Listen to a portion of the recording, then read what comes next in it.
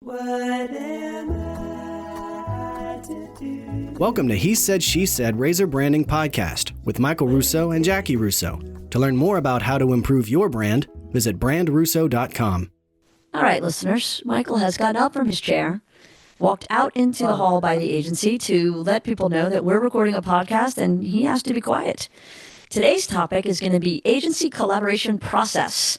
We are going to talk about how to... Oh, you're back! I was just going to run the whole podcast without you. Thanks for coming back. Yeah, there was a social event going on in the halls, so Social event? I don't know. They were talking about something.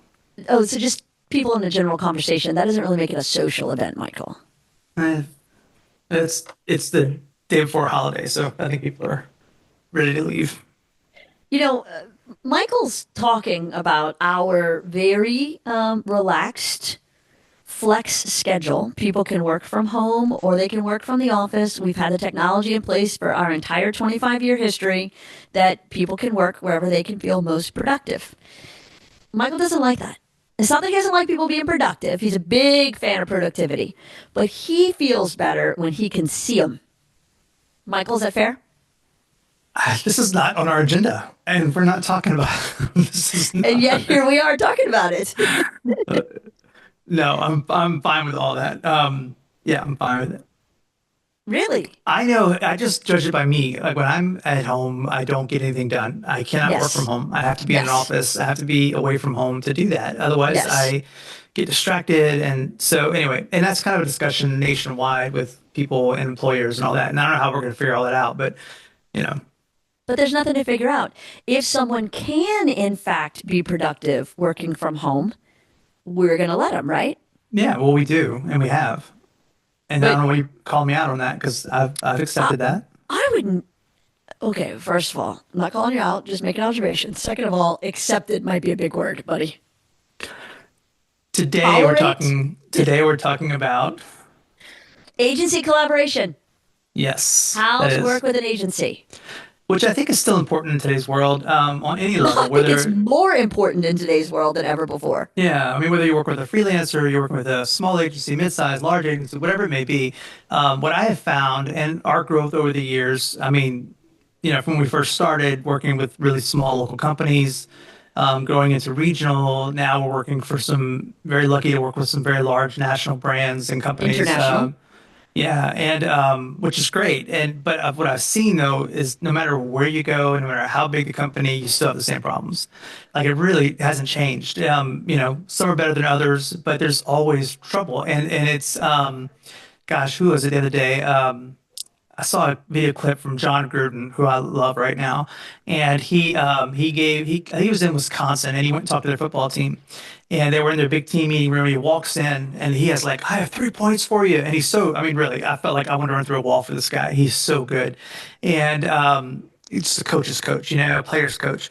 And so he's hyping everybody up and he talks about these 3 things they got to work on. And one of them was communication. And he says, communication. And he has them repeat after him. They all yell it. You know, he's like, it's not good enough. And that's the next thing he says, communication, communication. And he says, it's not good enough.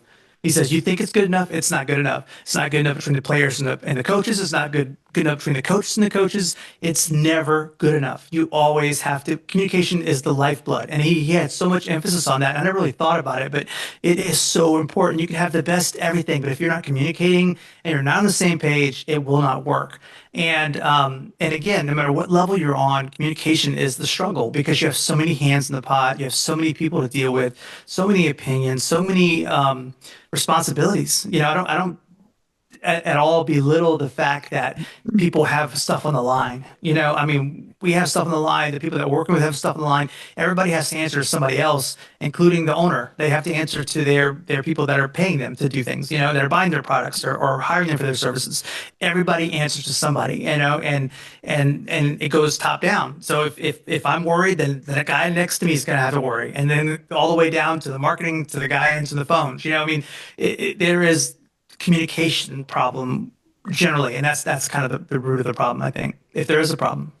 No, I would highlight a big old yes to that. And the only real problem with communication is that it involves people. If communication didn't involve people, we wouldn't have a problem, Michael. So I first, I think, really started learning about communication in public speaking at Lafayette High. back in the 80s with Judy Hadley. She was my speech and debate coach and my public speaking teacher. I transferred Name into drop.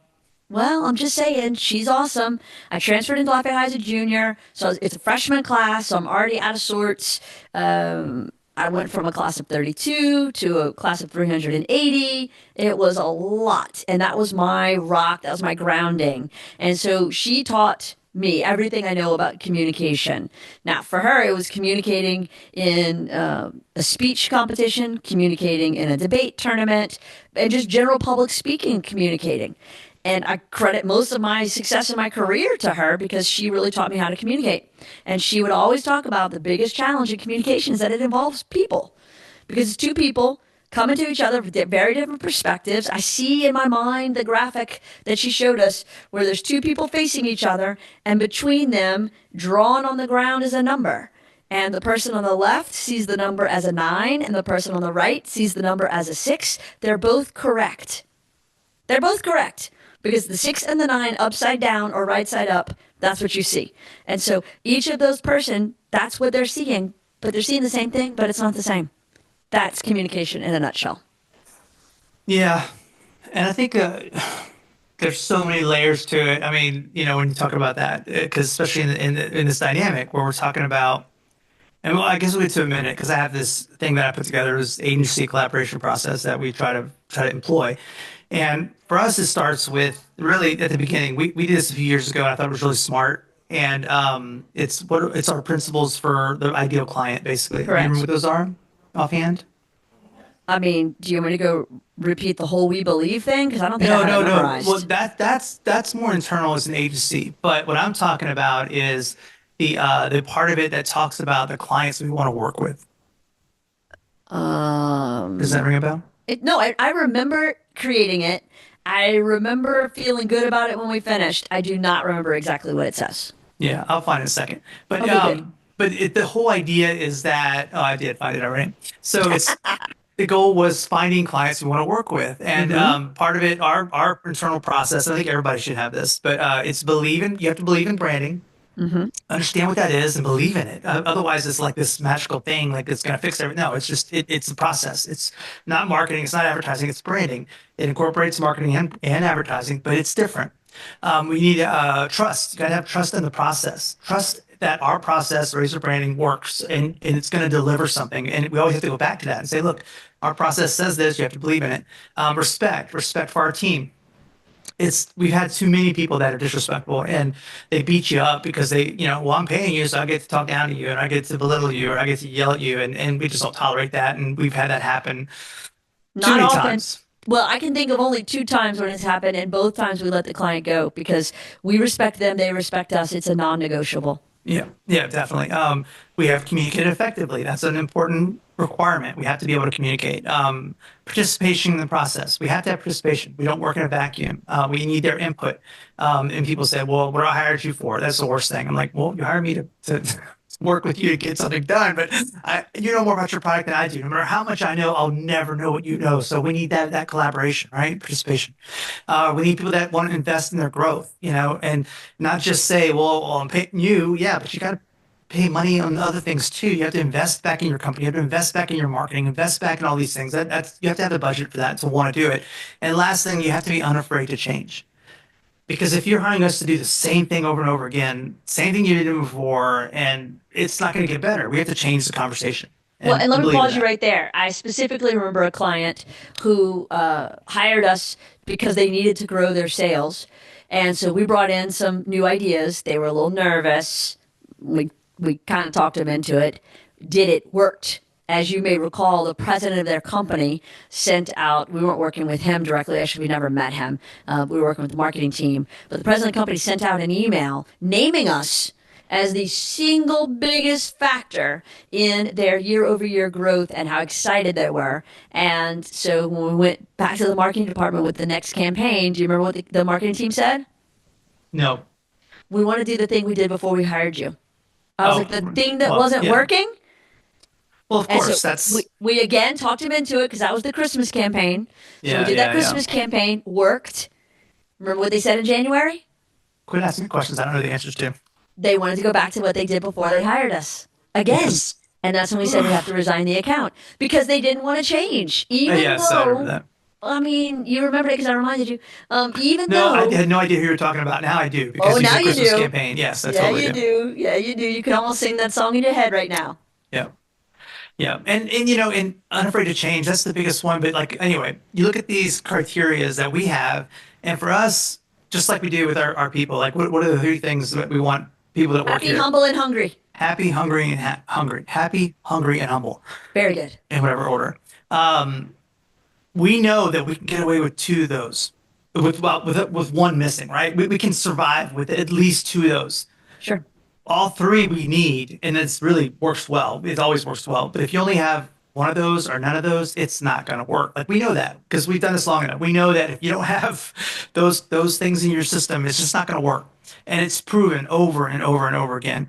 And same thing with working with clients and knowing the right client that works with us. I mean, not that we're the end all be all. It's just there's you got to know who you are and you got to know who they are, and there's got to be a relationship that forms. Otherwise, it is a relationship for as long as you're working with them. It is a relationship, and to think that it's not like if you're just I'm a vendor, you're in the wrong business and you're hiring the wrong people because the work's not going to be good. It's not going to work. They're not invested. We get very invested in our clients when they allow us to, and we're very on board with them. I guarantee because of our pricing model, we eat more than we gain. You know what I'm saying? At times, I don't know if I said that right. Like we You get didn't, but that's okay. I'll follow. because of the way we structure our retainers and our billing. We don't bill by the hour, Correct. so we generally do more work than we're getting paid for. That is correct. It just generally happens that way, and And because we're okay with it. yeah, but like I said, we're invested in that. We don't want them to worry about the numbers, hourly fees, and all those different things. Like, oh, I thought about you today, so I had to bill you for it. No, that's not the way it works, you know. Yeah. And we're not lawyers. We're in the marketing and advertising, so that's what we do. But the whole idea is that we're all in for the end game. But you have to have all these things match up in that relationship for it to work well. Otherwise, it's going to come crashing down. And we have like I said, at times we have clients where you can look at this checklist and go, okay, three of these aren't working. We need to work on that. You know, like it's going to be a little bumpy. You know, but when you start seeing like three or four or five of these, there's no trust, there's no respect, there's no communication, there's too much participation in telling us what to do and how to do it. There's investment, I guess, but they are absolutely afraid to change, and they don't necessarily believe in the process. Well, that is a recipe for nothing working out, right? I mean, and it's a shame because it doesn't have to be that way. But I think people are rooted in systems and rooted in survival and rooted in I've just done it all that way. And territorial is the worst thing. I mean, we've been really fortunate. We have some great marketing directors we work with right now, and they are. For an agency of our size and for the businesses we work with of their size, there has to be a point person. There has to be somebody that is communicating fully with our point person and allows that to work. If there's a marketing director that isn't on board, let's say the president hires us and never bills her in, and all of a sudden they're brought in and say, "Oh, by the way, I've hired this company." Well, that's going to be bad. They're going to be threatened. They're going to feel territorial. They're not going to work with us very well, and everything's going to be like they're going to do everything they can to sabotage us along the way. Not in a bad way, but they don't want us there. We're not wanted. You know, we have to be welcomed. We have to be invited, kind of like vampires. Red carpet.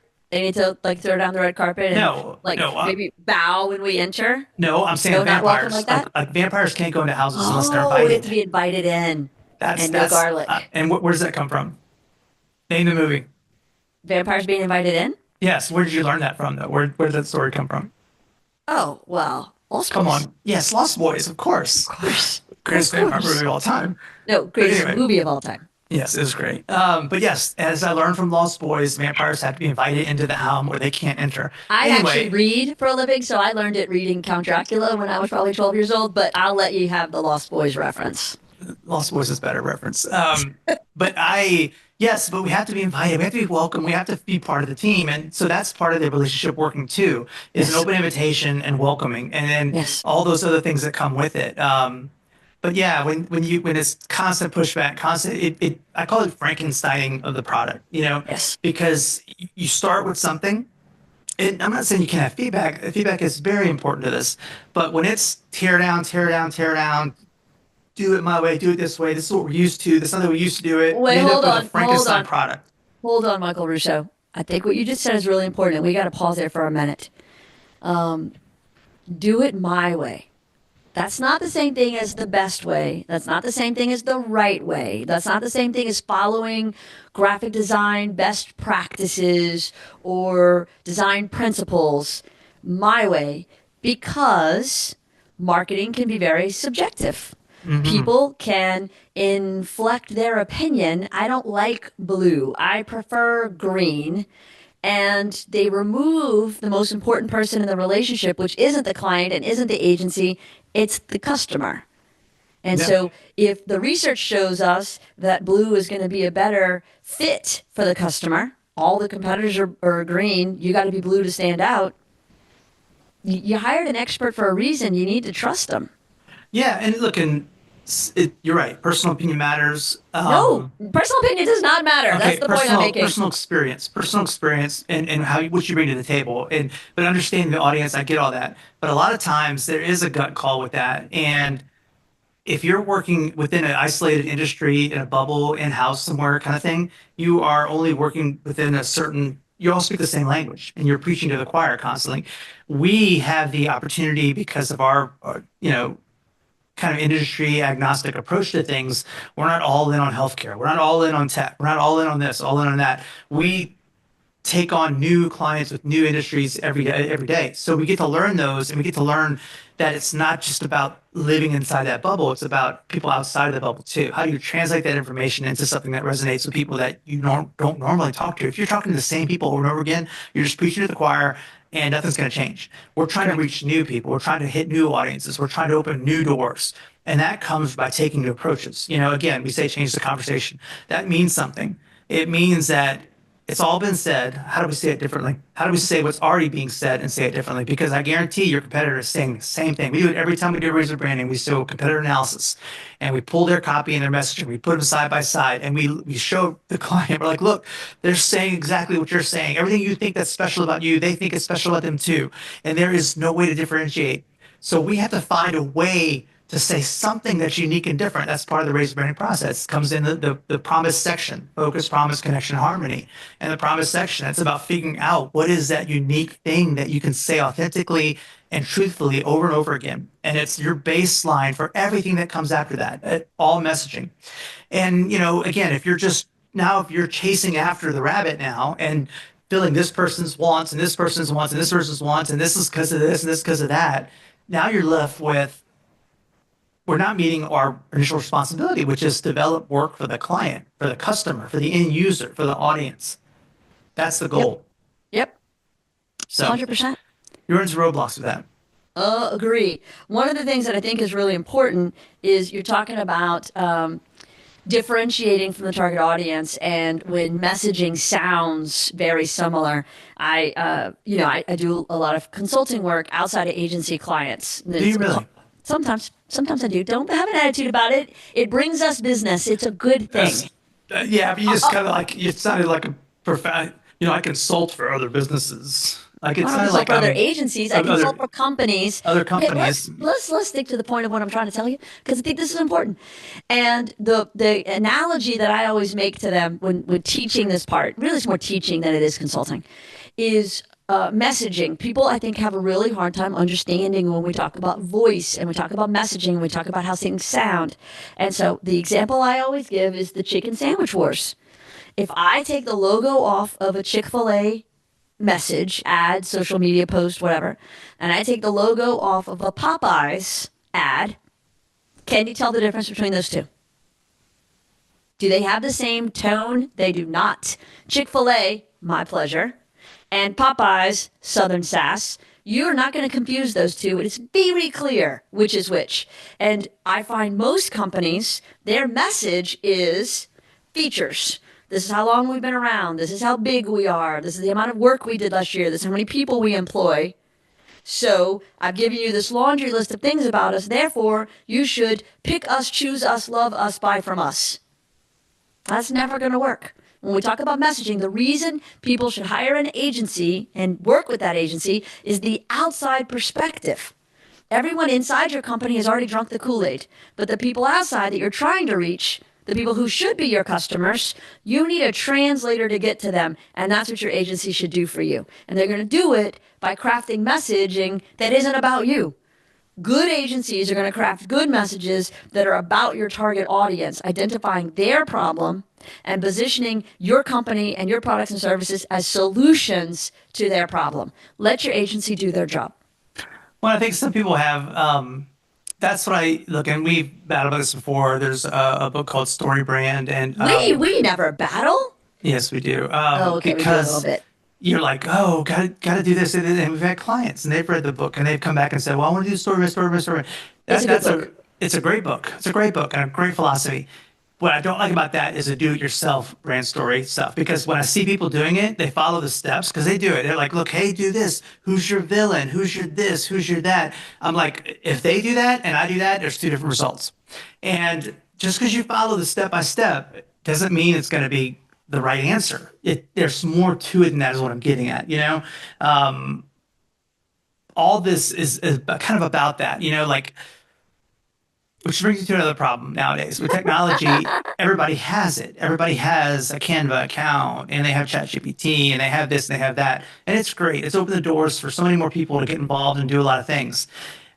But the problem is that if you are doing that in at the same time that your agency is doing work, and you're holding it up to them in the mirror and saying, well, this is what ChatGPT said, and this is what this said, and this is what this said. I'm like, look, if you want to hire ChatGPT, then go do that. But if you're questioning that against what I'm doing and you're saying, well, this does this and this does that, yeah, it's generally it's very, it's not garbage. It's not bad sometimes, but it's very generic. It's very not targeted to exactly where you want it to be. And we use all those same tools, but in the wrong hands, it could be a slippery slope because now all of a sudden you have so much information out there that you just muddy the waters. And there's too much of a good thing. That is true. And too much of a good thing means you can't get through the weeds to see the prize anymore. And that's a problem. You know, I mean, I can sit on ChatGPT for hours and it can give me, because as soon as you're done now, it's like, oh, you want me to do this? Well, sure, let's do that. Oh, you want me to do this? Sure. All right, super. I got plenty of ideas. They told me that the other day. They said, I have plenty of ideas. Just let's keep going if you're ready. I'm like, I can see the rabbit hole of that. And you end up with a small novel on something that should have taken smaller. So being able to self-edit yourself and control yourself, that's also part of this process. Let me pause your rant right there. Because I think in the beginning you were completely adamantly opposed to all things AI. What? I still am. I think No, you're not. I No, think, you're I think it's not. evil and it's going to No, you bring down don't. humanity. No, you don't. But Okay, yes. let me finish. Let me finish telling you how you feel. Please. It's my job. So, what you actually hate is bad copy. You hate generic words. You hate when people miss an opportunity to do the right things the right way to get the right result.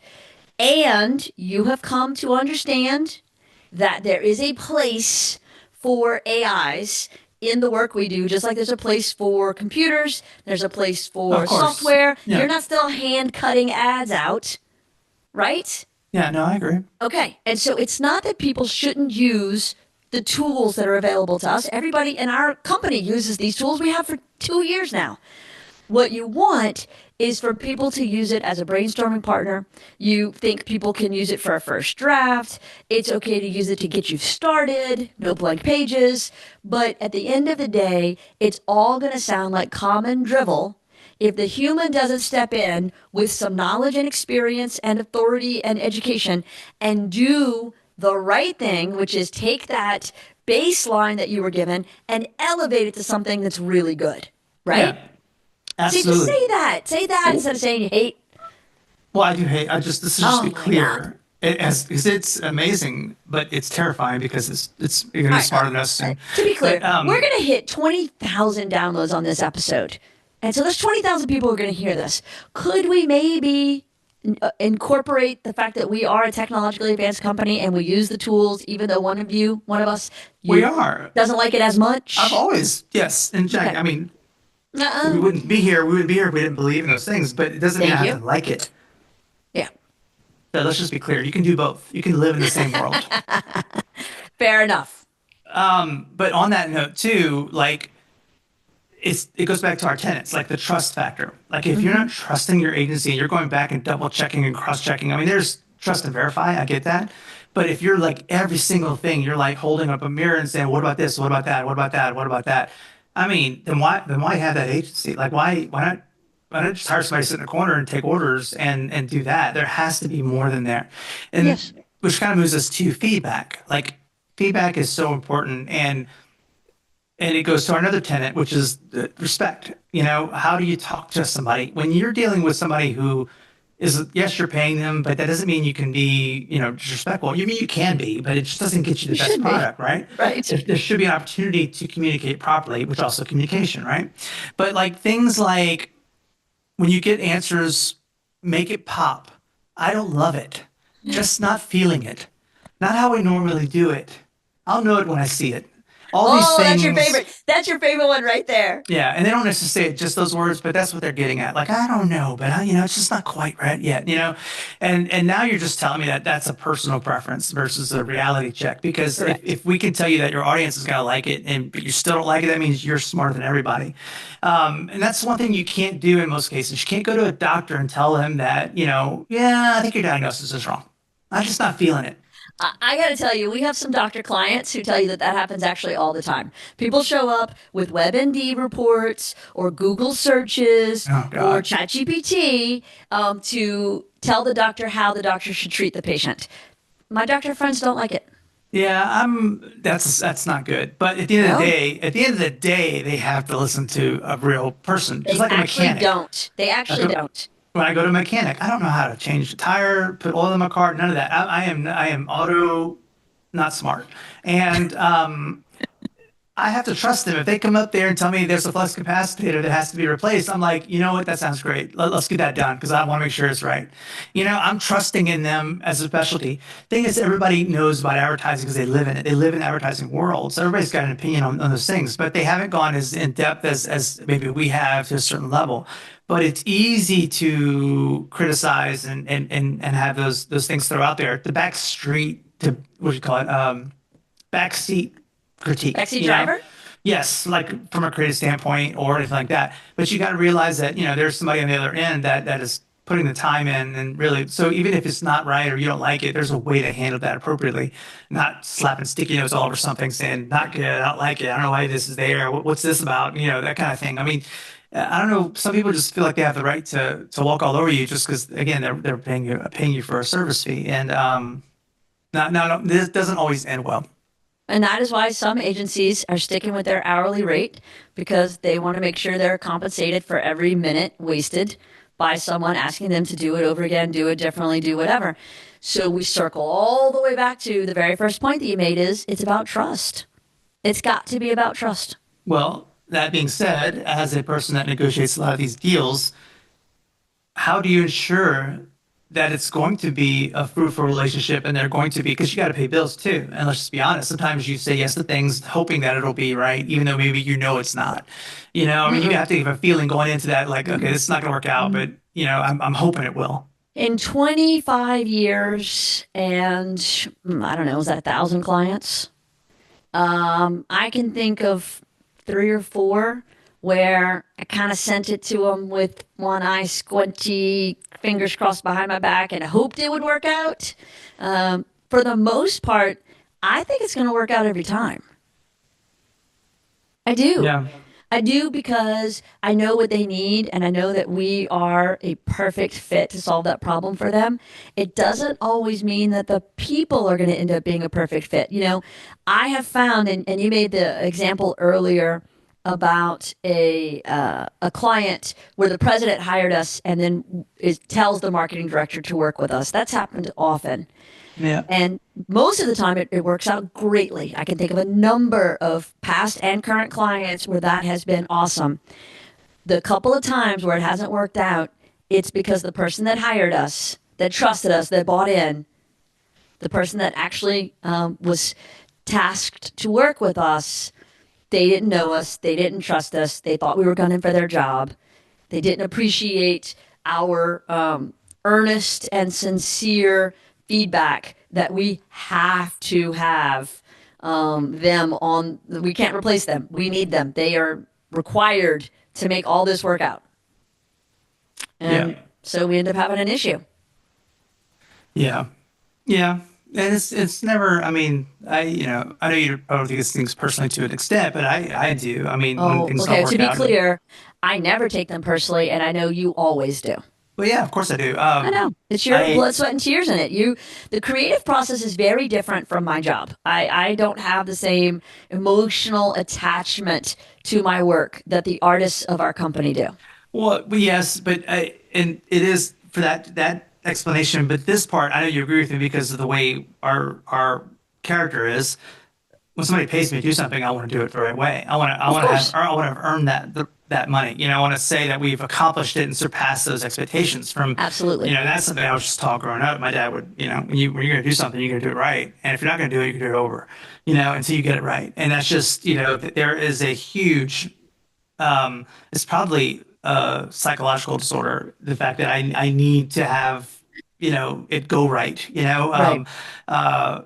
yeah, it is haunting when it's not, and when it's not, it stays with me for a while. I mean, I remember a client from 10 years ago that it didn't work out, maybe, and that still kind of rubs me the wrong way that it didn't, that Right. we couldn't fix their problem, even though maybe it wasn't our fault. It's still tough. Right.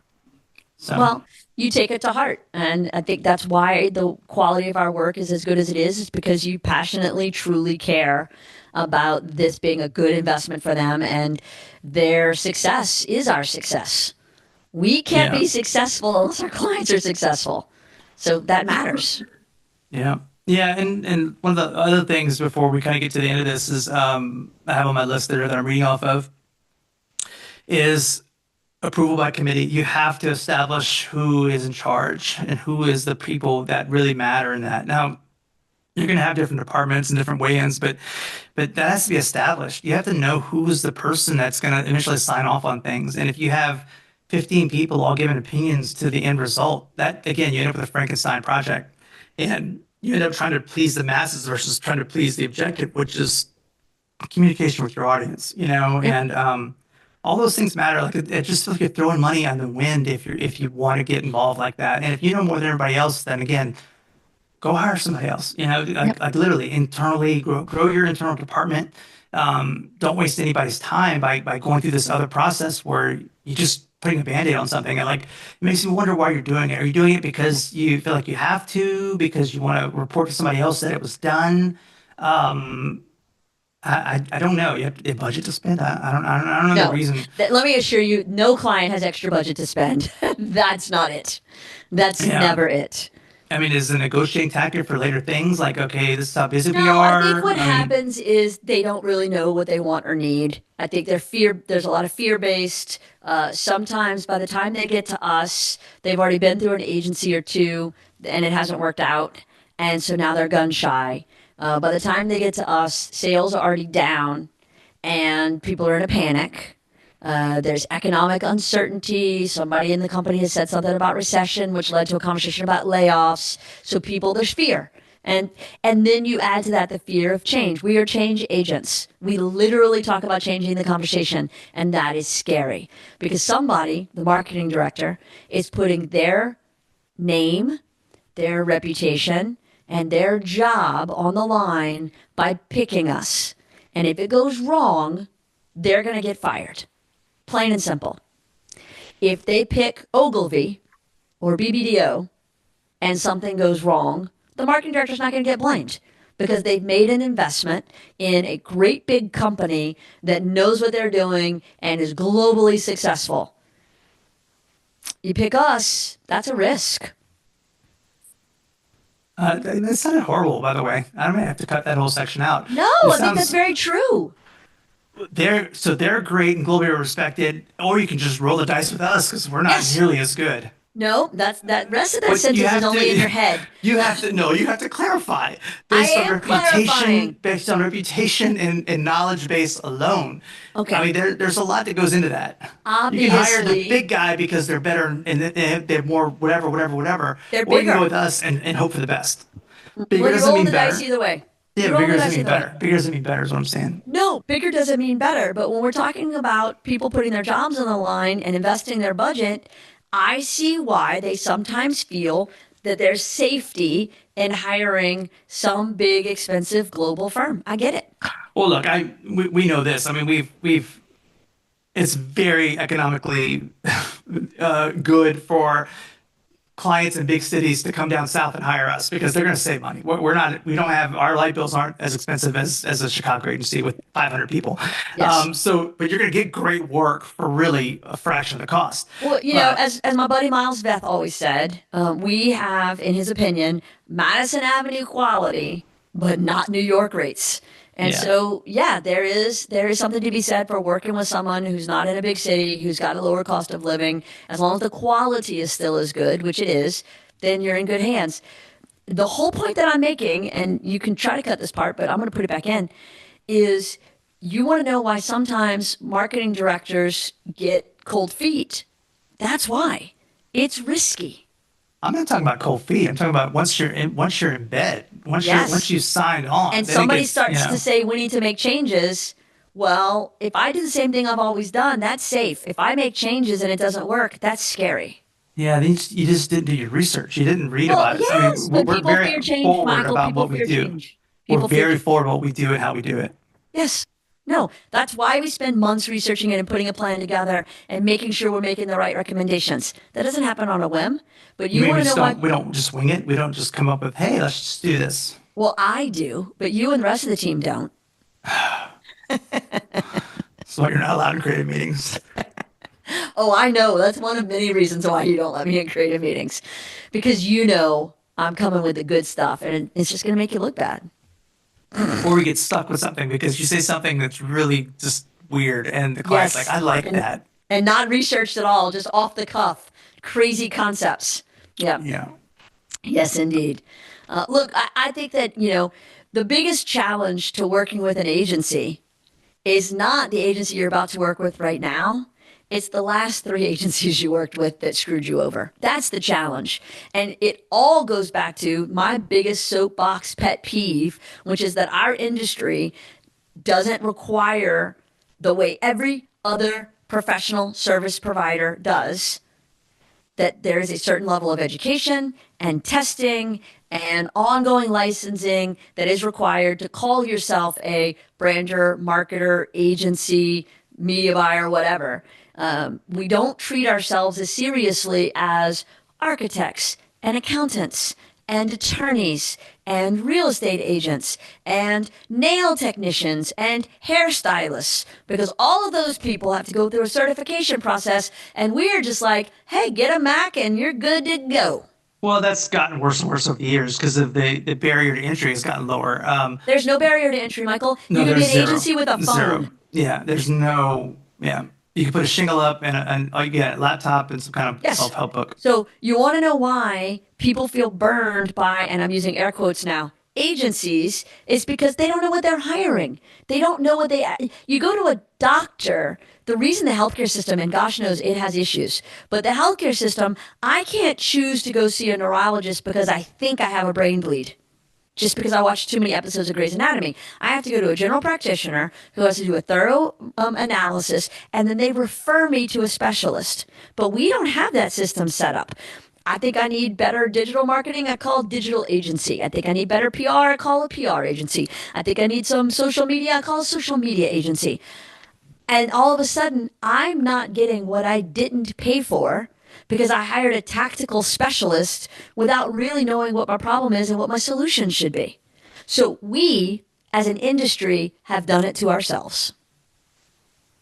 Yeah, yeah, and it's hard. And like I try not to judge other agencies either because I know that you're backed into a corner sometimes, and the work that you want to do is not always the work you can do. There's a grain of salt with that, like, I mean, our best campaigns hit the public, probably not, probably 80%, 90% of them get out there as far as messaging and creative and things like that, because there's always a give and take. And it's the ones that come crashing and burning down that you remember, it's like, oh, that could have been so good, or that could have been so good, Right, absolutely. But I don't ever blame the client for that. I blame our industry for that. When it comes down to it, it's our job to earn the trust of our clients. And I think we do a darn good job of that. If in 25 years, you and I collectively can only come up with, what have we tallied now, 4 or 5 total clients out of 1,000 where it didn't go well, we didn't have their trust, we weren't, they weren't fully on board with us and who we were, I'll take those odds. And I mean, you're talking about 4 or 5 like bad situations, but there's been, I mean, things end. I mean, they end for a number of reasons: change of marketing director, change of budget, change of allocations, change of whatever. I mean, all those things happen. Yeah. So otherwise, we'd still But have that's not clients. bad. Look, it's the days of, as an employee, having the same job for 40 years and getting a gold watch when you retire, those are gone.